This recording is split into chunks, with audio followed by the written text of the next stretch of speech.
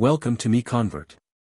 In this tutorial, I will show you how to convert MAX files to DWG format, completely free and online. Open your browser and search for MAX to DWG MiConvert.com. Click on the first result to go straight to the converter. You are now on the MAX to DWG converter page. The interface is clean and easy to use. Let's upload a file. Click the Choose File button. A file picker will open. Select the MAX file you want to convert, then click Open.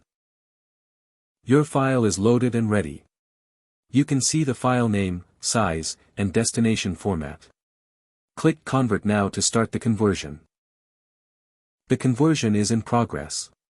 You can see the progress bar moving. This usually takes just a few seconds. Done. Your file has been successfully converted. Click Download to save the DWG file to your computer. That's it. Visit MiConvert.com for more free conversion tools. Subscribe for more tutorials. Thanks for watching.